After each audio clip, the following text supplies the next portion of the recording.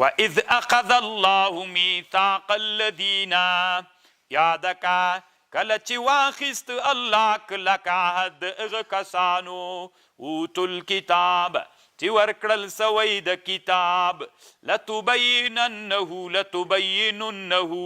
تاسې به خامخا بیانوئ خلکو ته ولا تکتمونه نه به پټوئ فنبذوه دوی وغورځو وراء ظهورهم واشتروا به ثمنا قلیلا فبئس بد ما اغا چې دوی ورباندې اخیستل کوي خرڅول کوي. نو طالبانو لدینا یو خبرداره معلومه سوله دی آیات نه چې د علم کتمان به نه کوي. الله چې علم درک نو علم به نشر کوي. لکه ګوره طالبانو ورونو یو سړي ته چې الله مال ورکړی زکات به پکې ورکوي که نه که واري نه کي غاړې بندیږي. نو طالبانو ورونو چې الله چاته علم ورکړی وي نو هغه ته به هم څوک که دی خلکو ته علم ونه رسوي بیا نو بیا طالبانو دتم ګناه ده. خو ګوري طالبانو ورونو دې ټولنه کې داسې انسانان شته بعضې داسې انسانان دي چې همدا خبر سړي ته کوي چې ما ته جواب راکړه. طالبانو انسان تر خپل وسه مکلف ده. کله کله انسان طالبانو تر خپل وسې نه واوړي. اوس موږ نه طالبانو تجارت باندې مصروف یو نه کوم بل شي باندې بس صرف د الله دین ته مو ځان وقف کړی. نو طالبان هم دومره مو وسئ چې ویې کړلی سون دا چې ته ما ته به جواب راکوې په شخصي کې خامخا به یې راکوې نو دا نسي کېدلی. دی بیا وایي چې لکه علم پټوئ پلار به د علم پټوي. ټوله ورځ موږ په علم لګیا یو طالبانو ورونو. دا کتمان د علم نه ده. نو خو ما دا تر وسه کېدی دا اوس تاسې هره ورځ ما ته تاسې ته نه میسیج ما ته وکړي زه تاسې جواب درکوی سم دا نو ټول افغانستان ته خو بیخي نه کېږي. طالبان دا لیونتوب د فکر ته پام وي. طالبانو روح المانی دلته یوه خبر نقل کړې ده له دغه عالم نه. دا الکشف والبیان دې ته طالبانو تفسیر د امام ثعلبي وایي. موږ دوه تفسیرونه لرو یو ثعالبي ده یو ثعلبي ده. طالبانو دا ښه تفسیر د طالبانو ډېرې ښې خوندورې کیسې پکې دي. د یوه خبر نقل کړې ده نو زه تاسو ته دا خبر کوم دا تاسې ورې راسره واورئ طالبانو ورونو.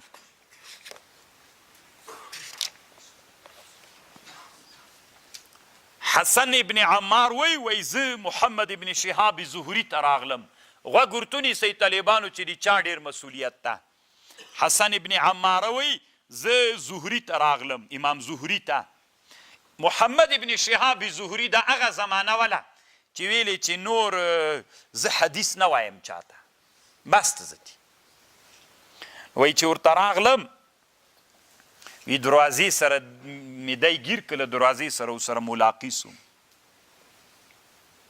وی ما ورته ویلې ما ته حدیث ووایه ځکه محمد ابن شهاب زهري طالبانو هغه سړی ده چې په دنیا کې د حدیثو اولینی جامع دا سړی ده اولینی جمع د حدیثو د رسول الله دغه سړي کړی محمد ابن شهاب زهري. وی ما ورته ویلې ما ته به حدیث وی. وی ده راته ویلې دي حسن ابن عماره وی ما ته محمد ابن شهاب زهري وویلې چې ته نه خبر ما حدیث ویلل بس کړي دي زه نور چاته حدیث نه وایم. وی ما ورته ویلې یا به حدیث راته وایې یا حدیث درته وایم. وی راته ویلې تی راته ووایه. وی ما ورته ویلې غوږ سه. وی ما ورته ویلې حدثني حكم بن عيينة عن نجم الجزار قال سمعت عليا رضي الله عنه يقول ما أخذ الله على أهل جهل أيتعلموا. یعنی مطلب دا د طالبانو وی ما د علي رضی الله عنه نه اورېدلي چې په ورځ د قیامت به الله علما ډېر وزوري او که هغه خلک چې علم یې نه ده زده کړی اول به الله له علماو نه پوښتنه کوي چې علم مو زده ولې مو انسانانو ته علم نه ویلی. الله به علما ډېر راونیسي هغه انسانانو نه چې علم یې نه و زده کړی هغه انسانانو ته به صحیح ده هغوی به هم راونیسي چې ولې م نه ده زده کړی خو اول به الله علما نیسي ولې مو خلکو ته علم نه ور زده کوو. ګوري طالبانو دا علم باندې چې سړی پوه سي که نه یو سړی چې ناپوه وي نه سړی ناپوه یا داسې فکر کوي چې هېڅ خبره نسته. دا سړی چې پوه طالبانو ورونو دا چې هغه ناپوه سړی پوه کړي بیا طالبانو ډېر خوند کوي. نو ته باید عالمه ته باید انسانان پوه کړې وی دا مې چې ورته ویلې وی بیا ما ته 40 احادیث وویلې د محمد ابن شهاب زهري 40 احادیث. نو طالبانو د چا مسؤلیت ډیر سو؟ د متعلمینو که د معلمینو؟ د معلمینو. الله دی وکي طالبانو ورونو چې علما څه شی وکي؟ علم وکي طالبانو ورونو. الله عز وجل دی منګو تاسې د علما چې علم الله لږ راکړی د دا دی الله وکي چې انسانانو ته ورسو. خو طالبانو په سمه لهجه باندې روح المانیم دلته تر نقل کړې ده، خو په سمه لهجه باندې. سمه لهجه دا معنی طالبانو انسانانو ته قناعت ورکړي. علم نه به خشک نه جوړوي. علم ډیر پراخه سینه لري، هغه ته خوش کې ستی علم هم د سره خوش سه. علم ډیره پراخه سینه لري بیخي. که دا علم خو سړی وای طالبانو ورونو دومره خوندور سړی به وکړو نو چاته به بیخي خوشکه کوله نه. نو دا طالبانو چې تا ته درسي چې ته خوش کې علم هم خوش کې. علم ډیر وسیع او پراخه سینه لري.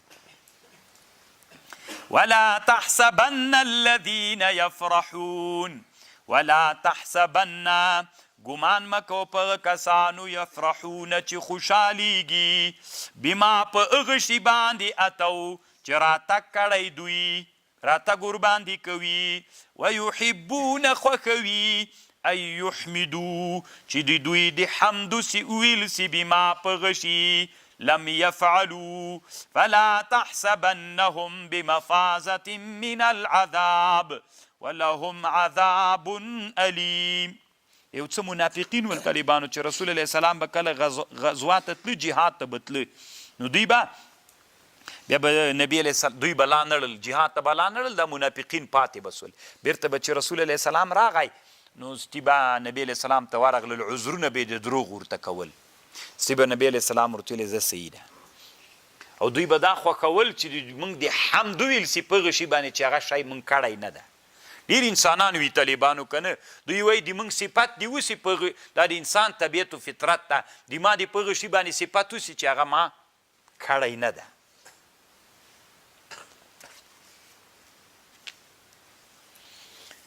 ولله ملك السماوات والأرض والله على كل شيء قدير.